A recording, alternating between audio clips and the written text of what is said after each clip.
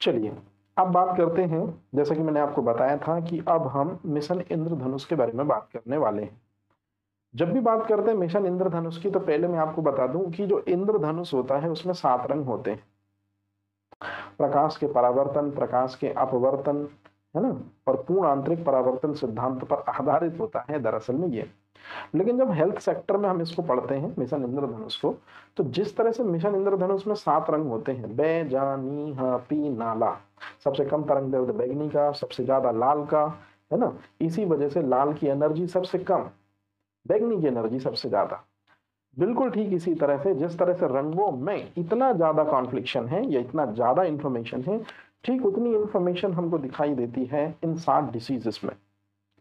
तो 7 डिसीजेस से बच्चे को बचाने के लिए जो प्रधानमंत्री अटल बिहारी वाजपेयी का बर्थडे है 25 दिसंबर, लेकिन मैं बात कर रहा हूं सन 2014 की। 25 दिसंबर को बीजेपी कार्यकर्ताओं ने पूरे देश से आह्वान किया कि हम इसे गुड गवर्नेंस डे या सुशासन दिवस के रूप में मनाएंगे। और नो डाउट अटल जी की जो छवि है वो एक स्वच्छ राजनीतिज्ञ के रूप में थी, जिसको बाद में सभी दलों ने सहर्ष से स्वीकार भी किया। और अब 25 दिसंबर को गुड गवर्नेंस डे या सुशासन दिवस के रूप में हम मनाते चले आ रहे हैं।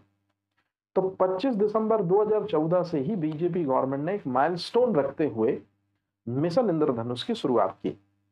अब मिशन इंद्रधनुष की शुरुआत में बच्चों को टीके लगाए जाएंगे, वैक्सीन दिए जाएंगे। तो 7 प्रमुख बीमारियों से बचाव के लिए बच्चों को टीके दिए जाने की व्यवस्था बोली गई।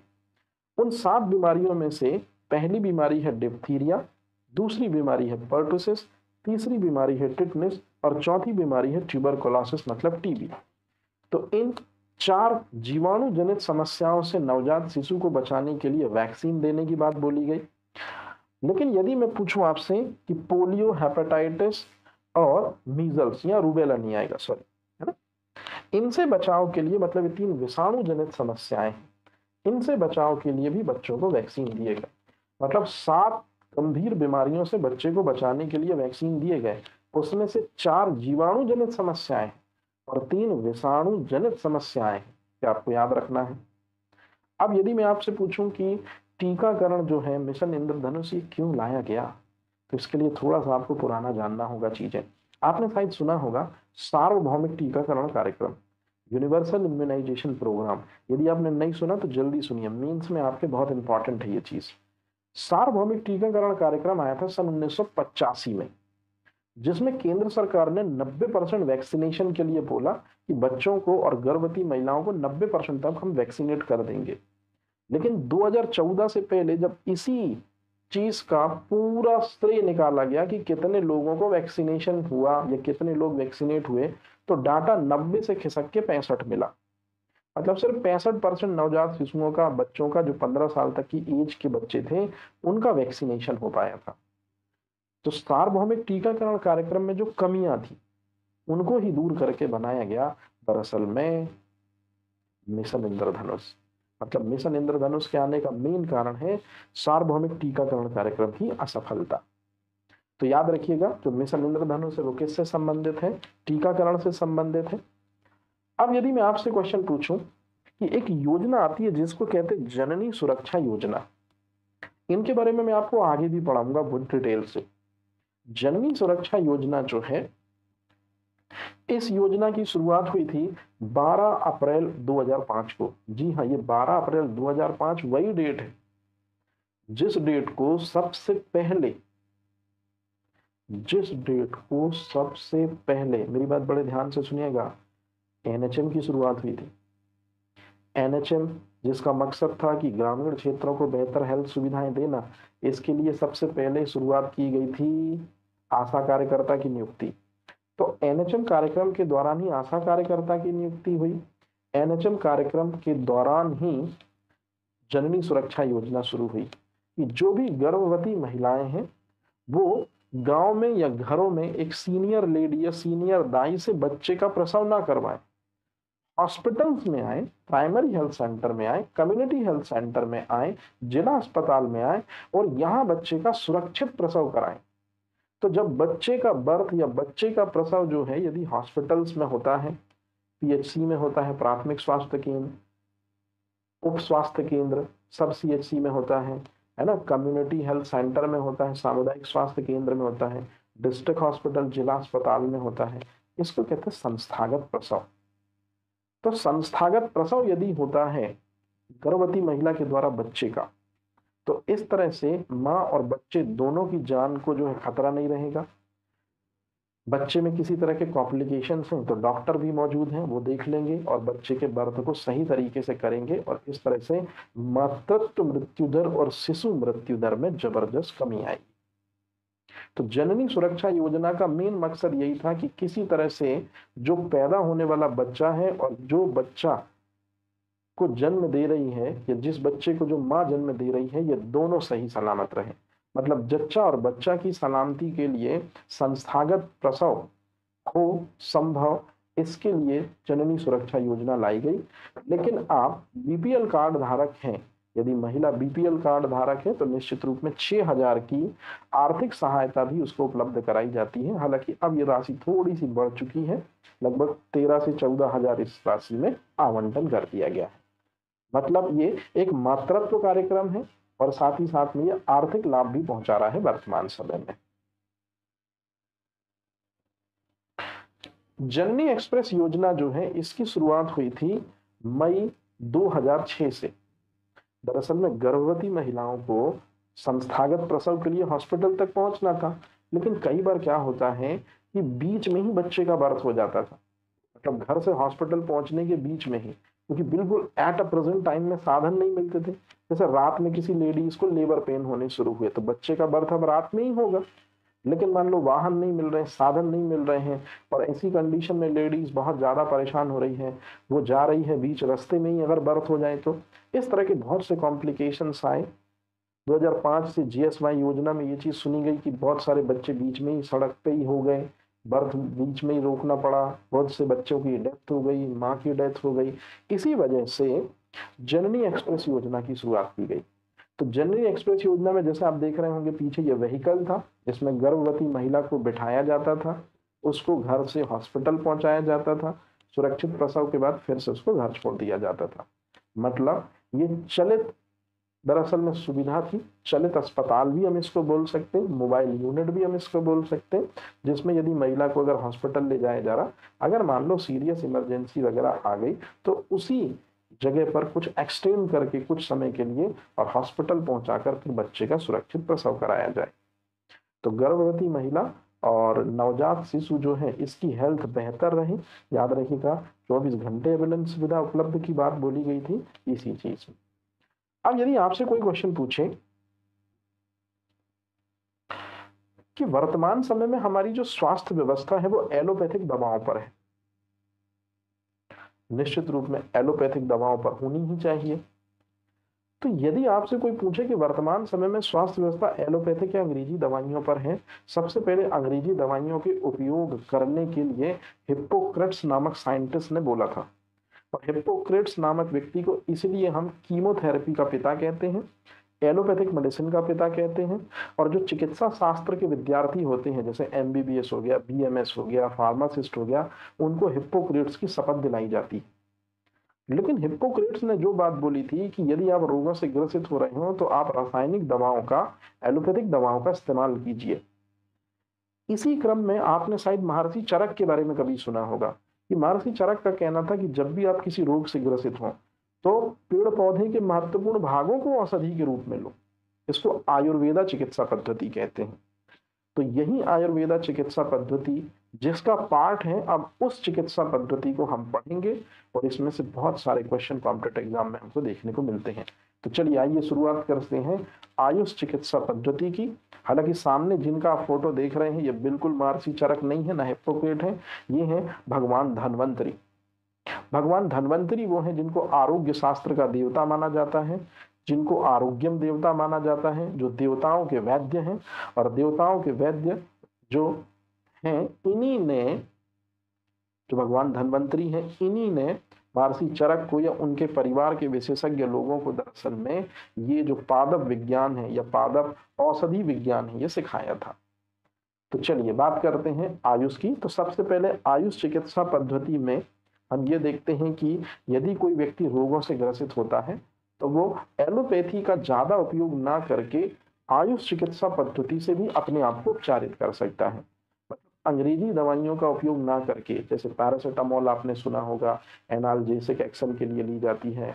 पैरासिटामोल एंटीपायरेटिक पर्पस के लिए भी ली जाती है, एंटीबायोटिक बैक्टीरियल इन्फेक्शन के लिए जाती है, इंटरफेरॉन ली जाती है वायरल इन्फेक्शन के लिए। पेट में अगर दिक्कत और परेशानी होती है गैस के कारण तो आपने सुना होगा एंटासिड लिए जाते हैं। तो ये जो भी नाम मैंने बोले ये सब अंग्रेजी दवाइयां हैं। मतलब इसको आप साधारण भाषा में समझे तो जो भी गवर्नमेंट हॉस्पिटल, सॉरी, जो भी आपको प्राइवेट हॉस्पिटल के पास में मेडिकल स्टोर दिखाई देता है, जनरली आपकी मेडिकल स्टोर पर जो नजर पड़ती है तो वो एलोपैथिक दवाओं के सबसे बड़े सेलर होते हैं, एलोपैथिक दवाओं को बेचते हैं वो। तो एलोपैथिक दवाओं पर कम हो आपकी आश्रिता, ये चिकित्सा पद्धति से भी आप अपने को उपचारित करके बेहतर स्वास्थ्य लाभ ले सकते हैं। तो जरा जल्दी से पहले देखते हैं कि आयुष में ए का मतलब क्या होता है। तो आयुष में ए का मतलब होता है आयुर्वेदा चिकित्सा पद्धति, वाय का मतलब होता है योगा या प्राकृतिक चिकित्सा पद्धति, यू का मतलब होता है यूनानी, एस का मतलब होता है सिद्धा और एच का मतलब होता है होम्योपैथी। यदि कोई आपसे पूछे कि आयुष चिकित्सा पद्धतियों में सबसे ज्यादा किसका बोलबाला है, नो डाउट जो नंबर 1 पर है आयुर्वेदा चिकित्सा पद्धति, सबसे ज्यादा आयुष में इसकी डिमांड है। सेकेंड नंबर पर आयुष चिकित्सा पद्धति में जिसकी डिमांड है, जी हाँ, उसे हम कहते हैं होम्योपैथी चिकित्सा पद्धति। होम्योपैथी चिकित्सा पद्धति सबसे ज्यादा यूज की जाने वाली चिकित्सा पद्धति है, लेकिन सेकेंड नंबर पर वर्ल्ड वाइड और इंडिया में भी। अब जो आप सामने देख रहे हैं ये आपके लिए प्रीलिम्स से रिलेटेड चीजें हैं कि आयुष चिकित्सा पद्धति जो है इसका पिता किसको कहते हैं।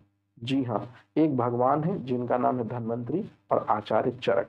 तो आचार्य चरक जो है आयुर्वेद चिकित्सा पद्धति के पितामह कहे जाते हैं, क्योंकि सबसे पहले आपने ही रोगों से ग्रसित होने पर पादपों के महत्वपूर्ण भागों का औषधि के रूप में उपयोग करने की वकालत की थी।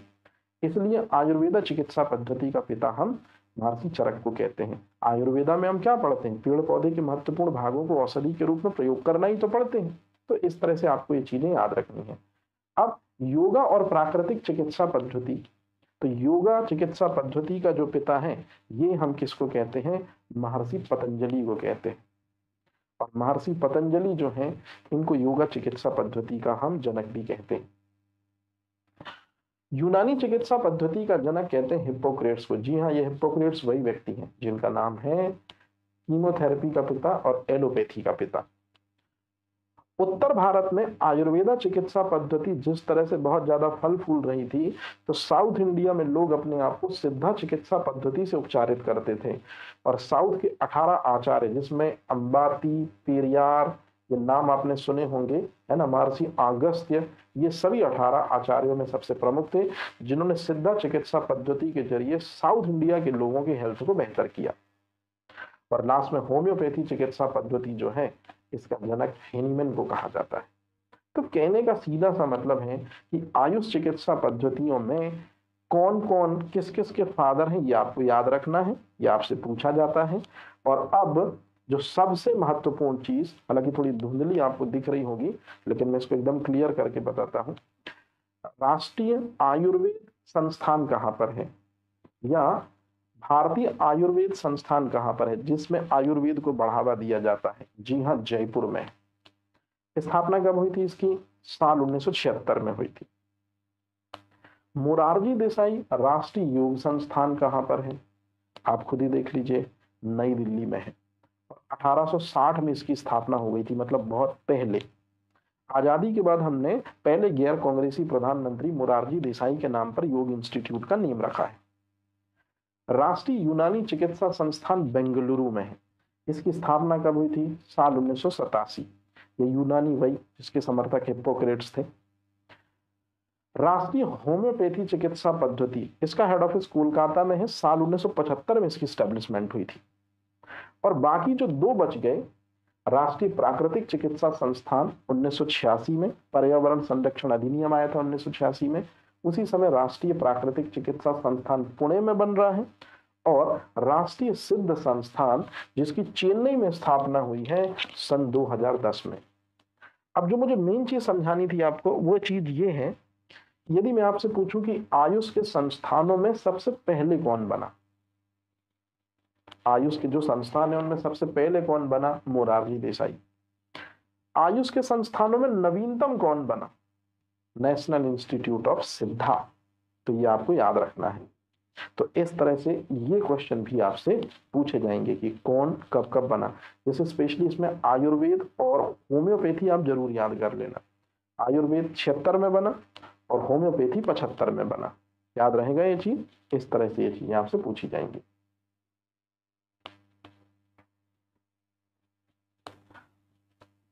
अब जिस टॉपिक पर हम बात करने वाले हैं ये बहुत महत्वपूर्ण टॉपिक है कि स्वास्थ्य के क्षेत्र में कौन कौन सी तकनीकियां उपयोग में लाई जा रही हैं। तो जरा आप इनके बारे में देख लो, क्योंकि इनसे संबंधित भी कॉम्पिटिटिव एग्जाम में बहुत सारे क्वेश्चंस आते हैं।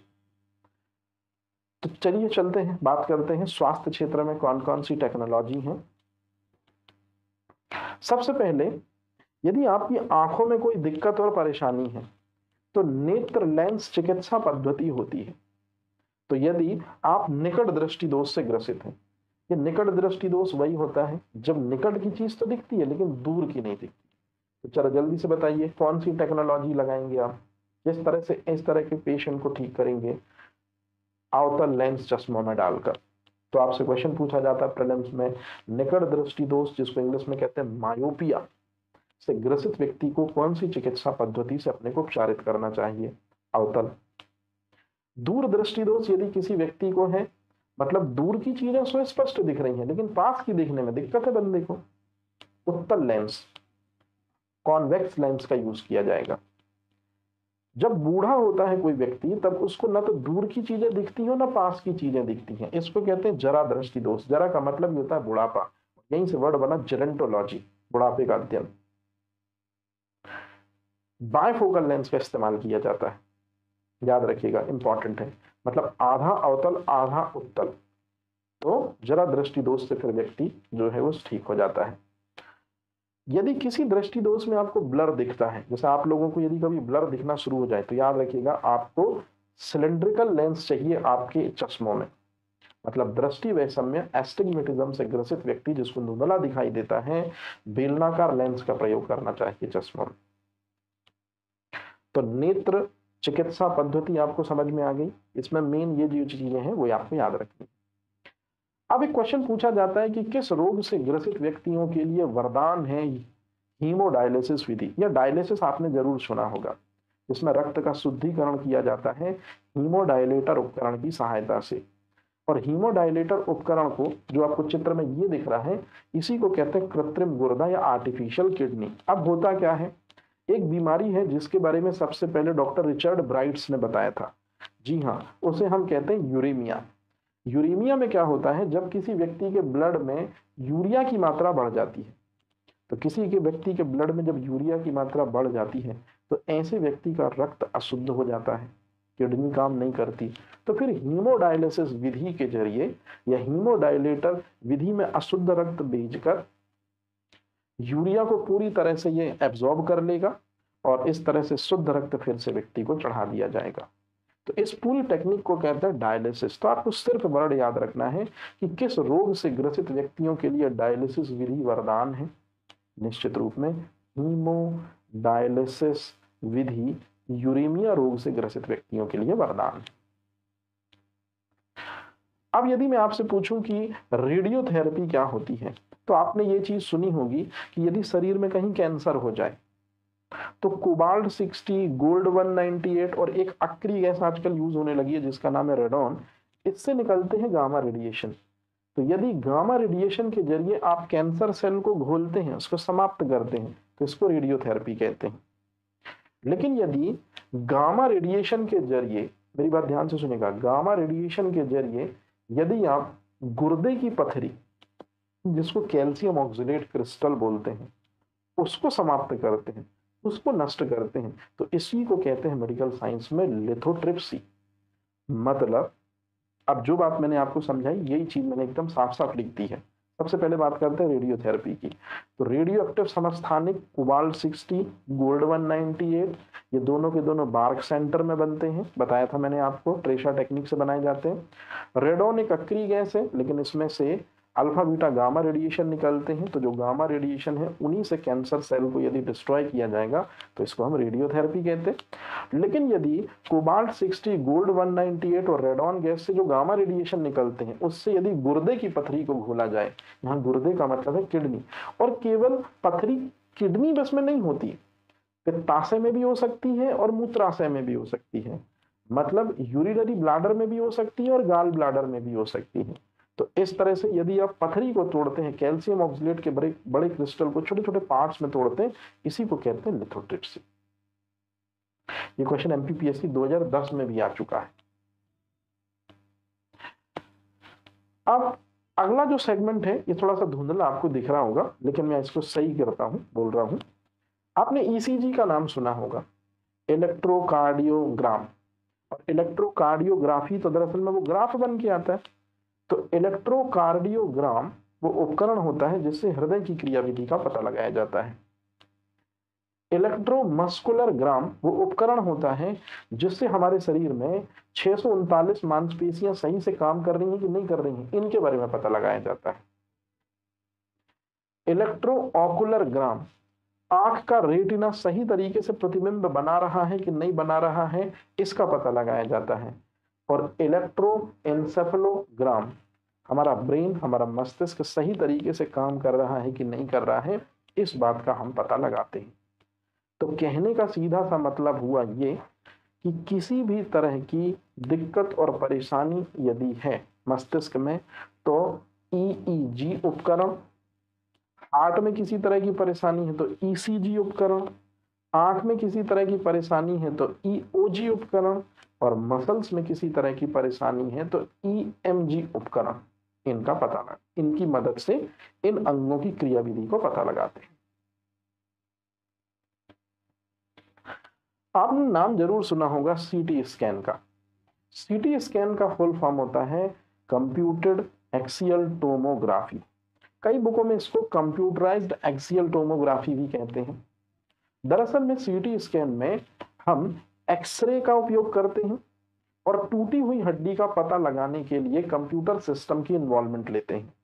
मतलब सीटी स्कैन के जरिए हमारे शरीर में हड्डी कहाँ टूटी है इसका पता लगाते हैं, और ये चीज साफ साफ आपको सामने कंप्यूटर स्क्रीन पर भी दिख रही होती है, क्योंकि जैसे ही एक्सरे आपके टारगेट पॉइंट पर पड़ेंगे सामने कंप्यूटर स्क्रीन पर उसका पिक्चर आ जाएगा। ये है दरअसल में सीटी स्कैन। तो यदि आपसे कोई पूछे कि सीटी स्कैन जो है उसके खोजकर्ता का नाम क्या है, सर गॉडफ्रे हैंसफील्ड और एलन, ये दरअसल में। तो टूटी हुई हड्डी का पता लगाने के लिए हम किसका उपयोग करते हैं, सीटी स्कैन में उपस्थित एक्सरे का उपयोग करते हैं। तो सीटी स्कैन के बाद आप बात करते हैं हम ऑर्थोप्लास्टी की। ऑर्थोप्लास्टी दरअसल में सर्जरी का एक प्रकार होता है जिसमें हमारी जो फीमर होती है, जो सबसे बड़ी और सबसे लंबी हड्डी होती है, ये पेल्विक गर्डल में धंसी होती है। और पेल्विक गर्डल में धंसी होने के कारण, जैसे मान लीजिए पेल्विक गर्डल है और ये फीमर हो गया, तो फीमर का जो हेड होता है वो पेल्विक गर्डल में धंसा होता है। जनरली हड्डियों के बीच में एक द्रव पाया जाता है, इसको कहते हैं साइनोवियल फ्लूइड। शुरुआत में ये बहुत अच्छे से काम करता है, लेकिन जैसे जैसे जैसे जैसे हमारी एज बढ़ती जाती है तो ये साइनोवियल फ्लूइड जो होता है ये धीरे धीरे कम होता जाता है। रिजल्ट ये होता है कि जो फीमर का हेड है वो पेल्विक गर्डल में रगड़ खाने लगता है। बस यहीं से समस्या शुरू हो जाती है। तो इस तरह की समस्या को उपचारित करने के लिए हम ऑर्थोप्लास्टी, जो कि एक सर्जरी का टाइप है, उसको यूज करते हैं। इसी को कहते हैं हिप जॉइंट रिप्लेसमेंट। इसी के लिए हम वर्ड यूज करते हैं कूल्हे के जोड़ का प्रतिस्थापन। तो जैसे आप इस चित्र में साफ साफ देख रहे होंगे, ये देखिए किस तरह से हड्डियों के बीच में ये दिक्कत परेशानी आपको साफ साफ दिख रही है, किस तरह से हड्डियां रगड़ खा कर दिक्कत में आ गई हैं। ये है ऑर्थोप्लास्टी, कूल्हे के जोड़ का प्रतिस्थापन। ठीक है, तो ये चीज आपको याद रखनी है। अब इसके बाद हम चलते हैं सबसे इंपॉर्टेंट चीज की तरफ, कृत्रिम हृदय। सबसे पहला कृत्रिम हृदय जिस व्यक्ति को लगाया गया था उसे हम बार्ने क्लार्क कहते हैं। बार्ने क्लार्क रोगी को सबसे पहला कृत्रिम हृदय लगाया गया था। सबसे पहले कृत्रिम हृदय का नाम था जराविक 7। अब आप बोलेंगे ये कृत्रिम हृदय क्या होता है, तो जैसा कि आप इमेज में देख रहे होंगे, ये इसी को कहते हैं दरअसल में आर्टिफिशियल हार्ट या कृत्रिम हृदय। कृत्रिम हृदय वैसा नहीं होता जैसा आपके माइंड में इमेज आ रहा होगा कि एक हार्ट है उसको रिप्लेस कर दिया दूसरे आर्टिफिशियल हार्ट ने, ना।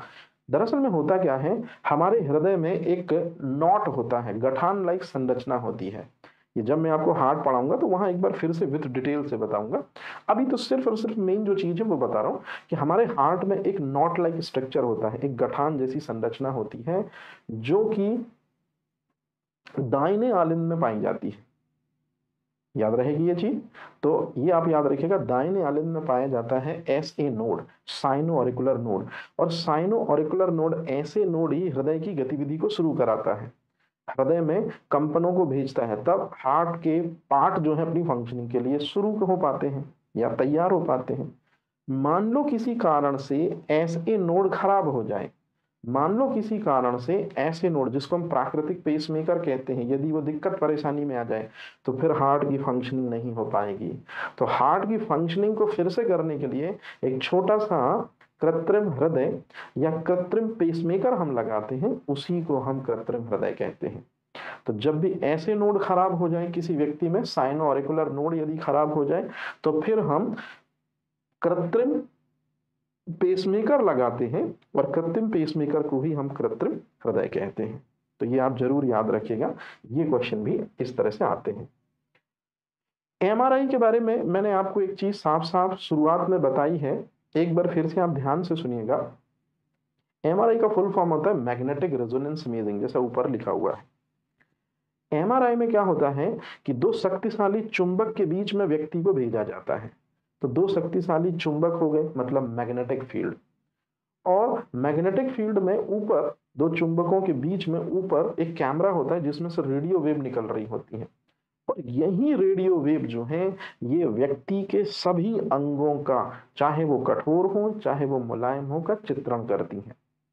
अगर आपसे कोई पूछे कि एक्सरे में और मतलब CT स्कैन में और MRI में डिफरेंस क्या है, तो CT स्कैन जनरली उनका किया जाता है जो हमारे शरीर में टफ है, कठोर है, हार्ड है, जैसे हड्डियों का, टूटी हुई हड्डियों का पता लगाने के लिए CT स्कैन का प्रयोग करते हैं। लेकिन यदि फेफड़ों की संरचना पता करनी है, लंग्स के बारे में, हार्ट के बारे में, किडनी के बारे में, पेट के बारे में, आमाशय के बारे में, तो ये सब तो मुलायम अंग होते हैं। तो मुलायम अंगों का प्रतिचित्रण भी या मुलायम अंगों का इमेजिनेशन भी हम बड़े आराम से पा सकते हैं। किसके जरिए पा सकते हैं? याद रखिएगा, हम बड़े आराम से पा सकते हैं MRI के जरिए।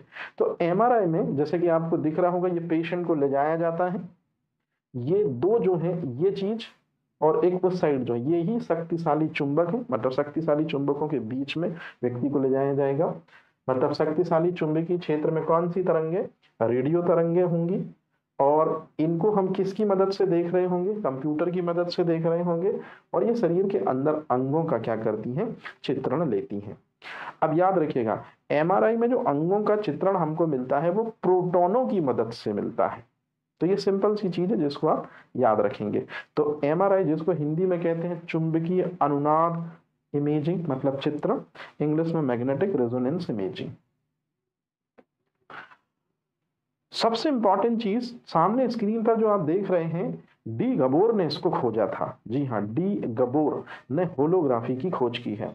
होलोग्राफी दरअसल में त्रिविमीय चित्रण का एक अनोखा कॉन्सेप्ट होता है, जिसमें जो कैमरा होता है वो किसी भी ऑर्गन का सामने से इमेज लेता है, साइड से इमेज लेता है, और बैक से जाकर इमेज लेता है। मतलब सामने से X, बैक साइड से हो जाएगा Y, और पीछे से हो जाएगा Z। तो किसी भी अंग का त्रिविमीय चित्रण इस तरह से मिल जाता है। तो ये आपको बहुत अच्छे तरीके से याद रखना है। इससे संबंधित क्वेश्चन आपसे पूछे जाते हैं कि अंगों के त्रिविमीय चित्रण के लिए सामने से, बाजू से और पीछे से एक ही बार में सॉरी तीनों तरह के चित्र जो हैं ये बड़े आराम से प्राप्त हो जाते हैं। इसके आने से मेडिकल साइंस में डॉक्टरों को बहुत आसान हुआ है अंगों में दिक्कत परेशानी कहाँ है समझने के लिए। क्योंकि मान लो कभी किसी व्यक्ति को यदि बुलाया जाता है कि हार्ट में उसको परेशानी है, तो सबसे पहले एक्सरे सामने से, लेकिन सामने दिक्कत नहीं हुई तो फिर साइड से लेना पड़ेगा, फिर साइड से नहीं हुआ तो बैक पोर्शन से भी लेना पड़ेगा, है ना। तो इस तरह से दिक्कत और परेशानी आती है। लेकिन होलोग्राफी में एक ही बार में आपको तीनों डायमेंशन में इमेजेस मिल जाती हैं, और कहाँ दिक्कत है आप तत्काल पता लगा पाते हैं। इस तरह से होलोग्राफी त्रिविमीय चित्रण के लिए बहुत महत्वपूर्ण होती है। गर्भ में बच्चा पल रहा है कि नहीं पल रहा है, गर्भ में जो शिशु है उसके अंग सही तरीके से बन रहे हैं कि नहीं बन रहे हैं, गर्भ के अंदर बच्चे की हरकत हो रही है कि नहीं हो रही है। कहने का मतलब है कि माँ के गर्भ के अंदर बच्चे की क्या स्थिति है। माँ के गर्भ के अंदर बच्चे के सभी अंग सही सलामत से हैं। माँ के गर्भ के अंदर बच्चा सही तरीके से सरवाइव कर रहा है कि नहीं कर रहा है।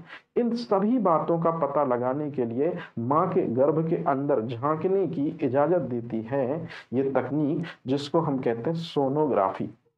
तो सोनोग्राफी है जिसे अल्ट्रासोनोग्राफी कहते हैं।